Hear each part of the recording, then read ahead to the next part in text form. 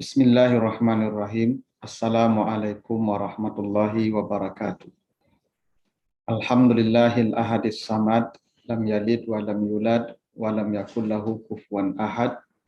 Allahumma salli ala Muhammad afsahiman natiqa biddat wa alihi wa ashabihi ila yaumil wa'ad, amma ba'd.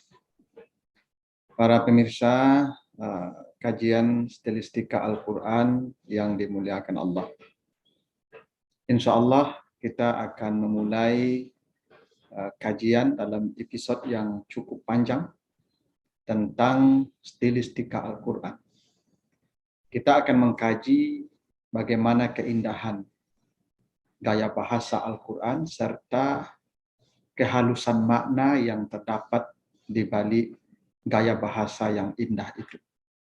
Karena memang Al-Quran kemukjizatannya itu terletak pada keindahan gaya bahasanya itu, yang dengan itulah jin dan manusia ditantang oleh Allah untuk membuat satu ayat yang seperti Al-Quran redaksinya. Karena itu kita akan menjelaskan seperti apa stilistika Al-Quran dan apa makna di balik keindahan gaya bahasa itu. Pertama kita akan lihat dulu apa itu stilistika.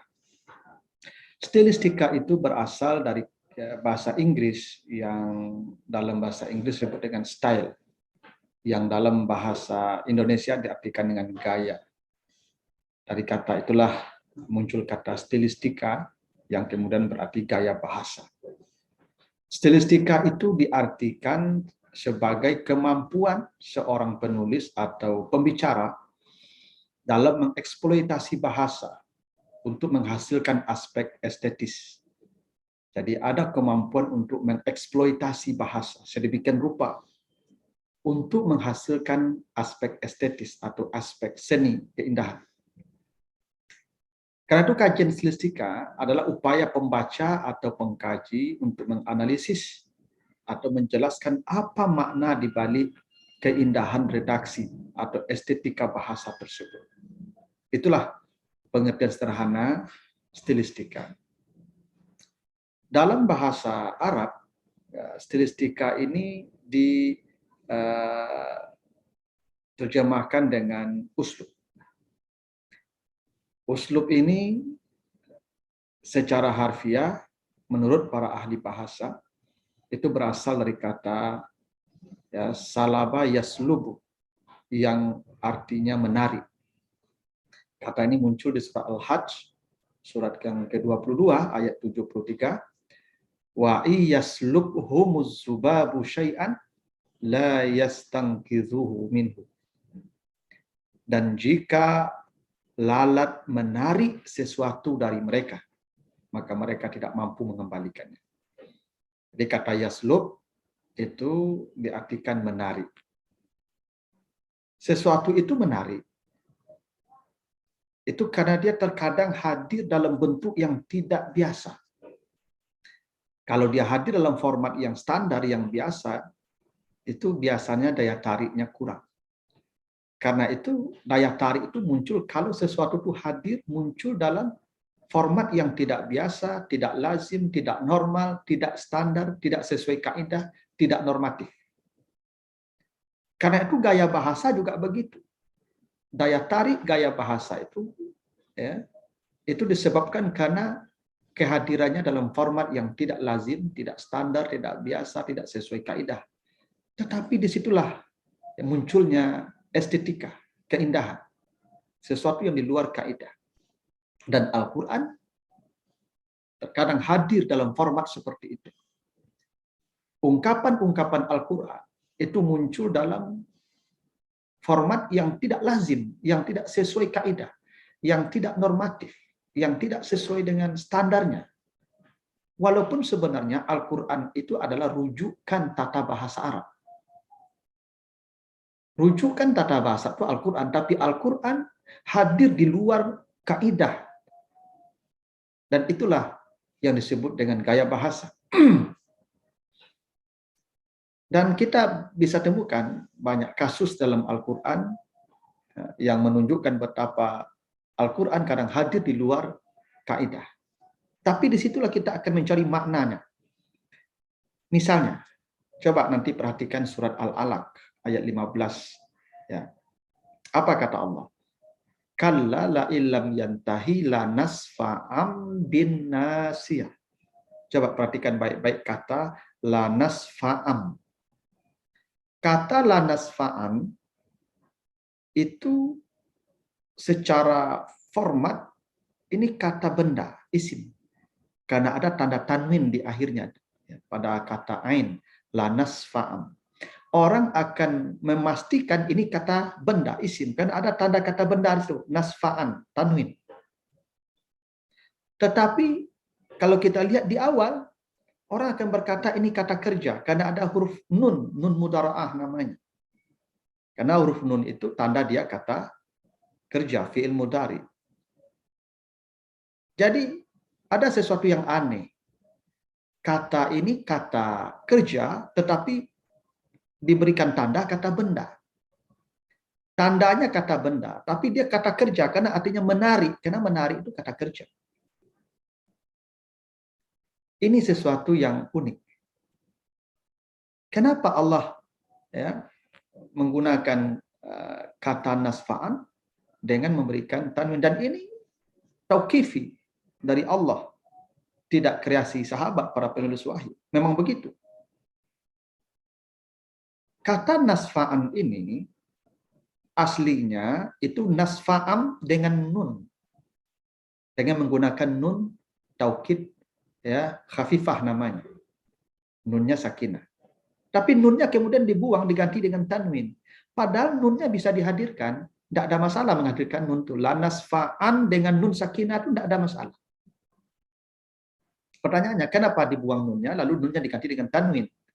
Sehingga orang menjadi bingung, ini kata kerja atau kata benda. Tandanya kata benda, isim, tapi di awalnya kata kerja tandanya. Ada dua tanda di situ. Sehingga orang menjadi, ini apa nih katanya ini? Orang yang baru belajar bahasa Arab akan memastikan ini sebagai kata benda, karena ada tanda tanwin di akhirnya. Nah, inilah yang disebut dengan gaya bahasa, yaitu format kata kalimat yang hadir dalam bentuk yang tidak normatif, tidak standar, tidak sesuai kaidah. Tapi jangan berhenti pada kata tidak standar itu, tidak sesuai normatif itu, tidak sesuai kaidah itu. Ada makna. Coba kita perhatikan. Kenapa ini kata membingungkan? Dalam tanda kutip ya. Tandanya kata benda, di akhir, tanda di awalnya kata kerja. Coba perhatikan konteks. Dalam konteks inilah kita dalam kajian stilistika, pandangan kita tidak hanya kepada diksinya, tapi juga kepada siaknya atau konteks. Konteks ayat ini bicara tentang kazibah. Coba baca ayat 16-nya. Nasiyatin kazibah khati'ah. Ubun-ubun siapa yang akan ditarik oleh Allah? Ubun-ubunnya pembohong. Kazibah. Jadi ayat ini konteksnya pembohong. Karena konteksnya pembohong, kazibah bukan yakzib. Ya. Kalau yakzib mungkin dia sekali berbohong atau pernah berbohong. Tapi kalau kazibah, pembohong yang sudah permanen. Makanya kazibah itu kata sifat. Ya. Adjektif. Dia sesuatu yang sudah ya branded, kazibah, sudah permanen bohong. Ini ayat bicara dalam konteks pembohong, kazibah. Maka karena yang dibicarakan Allah pembohong, maka kebohongannya itu tampak dari kata nasfa'am. Yang tanda akhirnya kata benda, tanwin, di awalnya kata kerja. Jadi kebohongan itu tampak pada kata nasfa'am. Karena memang yang dibicarakan itu pembohong. Karena pembohong itu karakternya, satu, dia mengubah fakta. Faktanya ya itu kata kerja, tapi dia ubah jadi format kata benda. Ini karakter pembohong yang selalu mengubah fakta. Dia faktanya kata kerja, tapi dia ubah dengan memberikan tanda kata benda di akhir. Itu sifat pembohong, mengubah fakta. Itulah pembohong. Yang kedua, memang sifat pembohong itu membingungkan omongannya. Coba, nasfa'an itu membingungkan. Tanda awal kata kerja, tanda akhir kata benda. Orang jadi bingung. Memang begitu sifat dan karakter pembohong. Ya. Omongannya berubah-ubah. Ya. Kita pun menjadi bingung. Ya. Karena tidak ada konsistensinya. Kira-kira begitu. Dan yang ketiga, sifat pembohong itu memang tidak sama depan dan belakang, berbeda luar dan dalam. Depannya kata kerja, belakangnya kata benda. Tidak sama. Memang orang, ya para pembohong itu kalau ngomong tidak pernah sama. Ya, hari ini beda, besok beda lagi. Apa yang di depan orang banyak dengan yang dibuatnya sendiri itu beda. Apa yang di luar, ya yang dia keluarkan dengan apa yang disimpannya berbeda. Karena itulah kata nasfa'an hadir dalam format yang memang tidak sama antara depan dan belakang. Memang begitulah ya yang disebut dengan karakter para pembohong. Seperti ya yang tampak dalam kata nasfa'an. Nah, itu salah satu contoh ya bahwa kata nasfa'an itu hadir dalam format yang tidak lazim, dan itulah yang disebut dengan gaya bahasa. Kalau kita lihat contoh berikutnya, misalnya surat Al-Fat ayat yang ke-10. Coba perhatikan, saya penggal ya bunyi ayatnya di surah Al-Fat 10 itu. Wa man aufa bima ahada alaihullah. Wa man aufa bima ahada alaihullah. Coba perhatikan kata alaihullah. Apa yang unik di situ? Yang menarik. Alaihu. Alaihu itu, kalau kita perhatikan Al-Quran, ada ratusan kali katanya dalam Al-Quran. Tetapi semuanya alaihi. Tidak pernah alaihu. Karena memang secara kaidah, kalau ada ya sakinah, maka harakat yang setelah ya sakinah itu harus kasrah. Yang benar, yang sesuai kaidah, yang standar itu alaihi. Coba buka Al-Quran. Semuanya alaihi. Karena itu sesuai kaidah. Sesuai dengan normanya. Memang begitu ketentuannya. Ya sakinah itu setelahnya harus ya harakat kasrah hurufnya. Alaihi. Tapi kenapa di sini alaihu? Kenapa Allah ganti harakat ha dari kasrah menjadi dhammah? Kenapa alaihu? Begini. Kita kembali kepada filosofi i'rab. I'rab itu ada rafa, ada nasab, ada jar, ada jazam. Begitu. Dari sekian dari 4 i'rab, yang paling tinggi, yang paling berat itu rafa. Makanya disebut rafa. Rafa itu artinya tinggi. Yang paling rendah ya itu jar. Kalau jazam dia sudah dianggap tidak ada karena dia sudah berhenti, sudah sukun, sudah hilang, sudah putus, kira-kira begitu. Jadi yang diperhitungkan itu hanya 3. Makanya dia punya harakat. Harakat itu yang bergerak. Ya, kalau jazam dia sudah putus, makanya tandanya sukun, berhenti. Jadi alaihu itu harakatnya dhammah. Dan dhammah itu tanda rafa. Rafa itu artinya tinggi, dhammah itu artinya berkumpul. Kalau alaihi itu harakatnya kasrah. Kasrah itu artinya pecah. Dan itu tanda jar, dia di bawah. Itu maka dalam sistem harakat dia tandanya di bawah. Kasrah, alaihi itu di bawah. Dhammah itu paling atas. Dan dari ketiga harakat ini, itu dhammah yang paling berat. Karena itu disebut dhammah. Dhammah itu berkumpul. Karena itu mulut kita berkumpul ketika mengucapkannya. Hu. Kalau kasrah itu artinya pecah. Maka mulut kita, ya bibir kita pecah ketika mengucapkannya. I. U. Itu dhammah. Berat.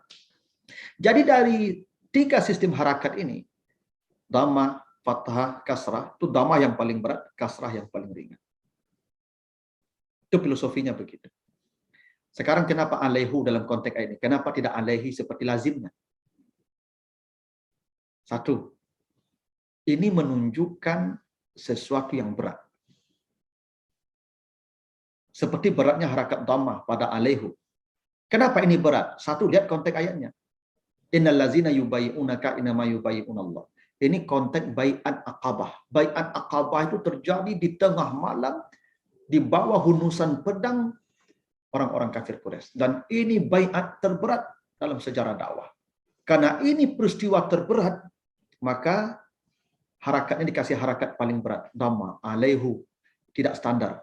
Tapi di luar standar karena ini baiat yang paling berat. Tapi yang lebih hebat dari itu, ayat ini bicara dalam konteks waman aufa bima ahada alaihu, menyempurnakan janji.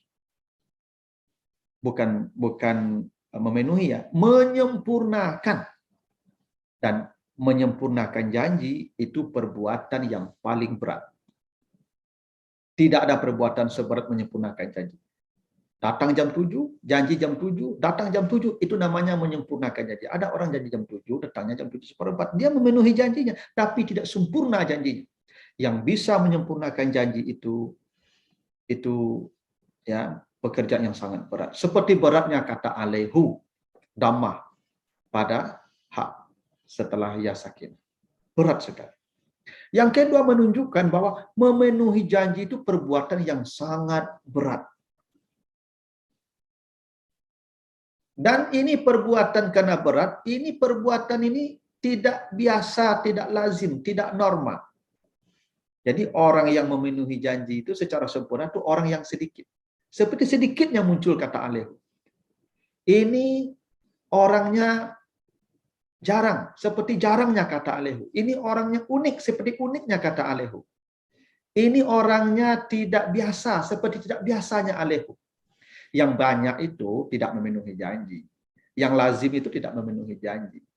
Yang biasa itu tak memenuhi janji. Kalau ada yang menyempurnakan janji, itu orang aneh, seperti anehnya alaihu. Orang yang tidak biasa, seperti tidak biasanya alaihu. Orang yang sedikit, seperti sedikitnya alaihu. Orang yang jarang, seperti jarangnya alaihu. Itu kenapa Allah tidak membuat kata alaihu dalam format yang standar, alaihi. Tapi diubah menjadi dhammah alaihu untuk menunjukkan ini memang perbuatan tidak standar.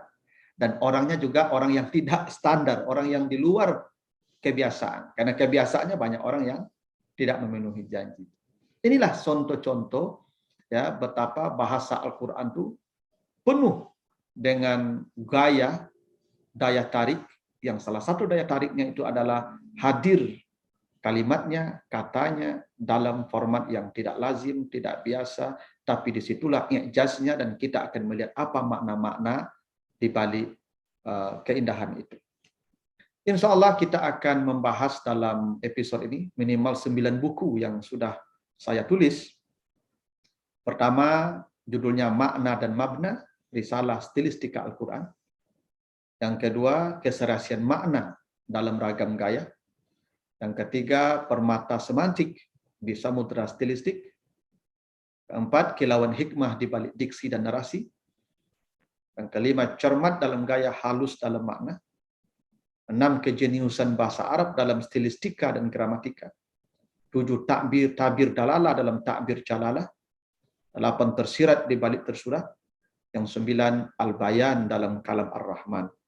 Minimal inilah 9 buku yang akan kita bahas dalam episode yang panjang dan mungkin akan kita bahas ribuan artikel terkait dengan stilistika Al-Quran dan makna di balik keindahan redaksi itu. Mudah-mudahan ada manfaatnya. Lebih kurang mohon maaf. Wassalamualaikum warahmatullahi wabarakatuh.